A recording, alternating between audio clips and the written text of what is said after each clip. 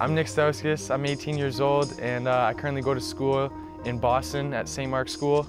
I've been playing basketball since I was 7 years old, and ever since then I kind of had a passion for the game, and over the years just my love for the game just kept growing and growing. I first met Nick Stausks when he was in grade 5. I think he is just about to turn 9, and he came to the practice, and he was this skinny little white kid who weighed around 40 pounds, but you could see the passion in his eyes and the desire, and he was the smallest kid amongst relative giants to him, but I saw that he had something special. And I remember at the end of the practices, I came up to Coach Wells and I asked him, and I said, I mean, do you think I'm good enough to play here? Will I make the team? And I said, are you serious? Nick is one of the best players on that team. He has that special thing that you don't see very often. No one had as much confidence in me as he did. He was always telling me that he thought I could be really great, and he was kind of one of those people who just made me keep working on my game.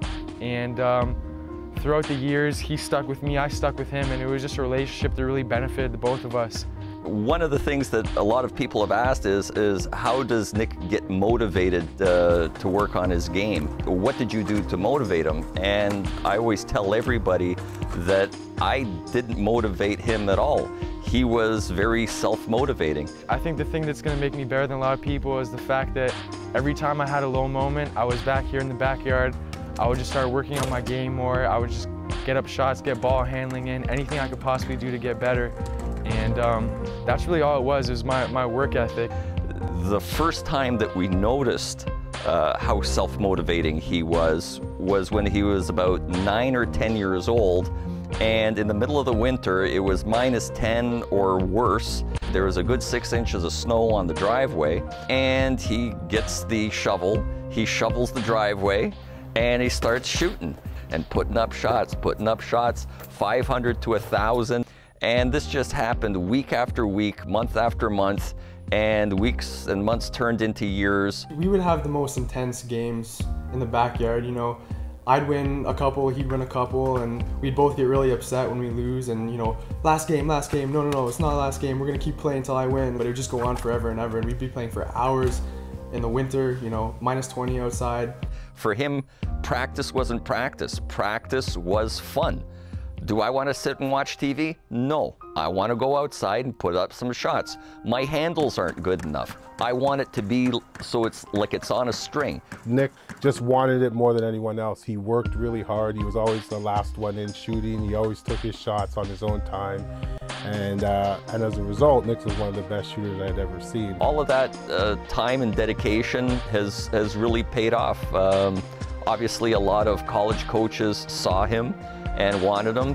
A number of schools look at me, a lot of schools sending me letters, calling me and stuff, and it really came down to 4 schools, and that was Michigan, Kansas, Wake Forest, and Iowa State.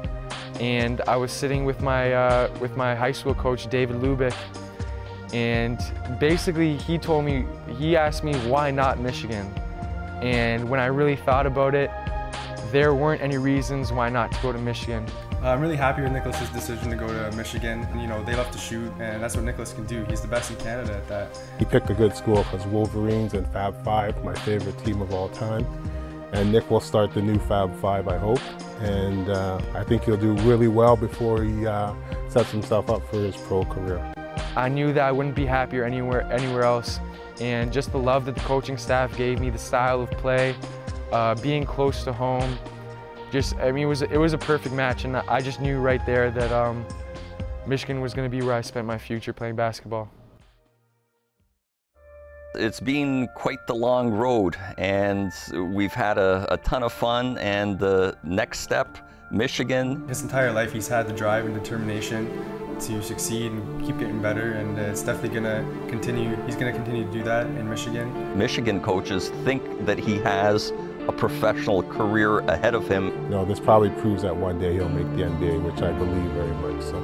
The only thing that's going to stop him is himself. At the end of the day, I'm still hungry, and Michigan is just another step in the road of achieving my dream of playing basketball in the NBA.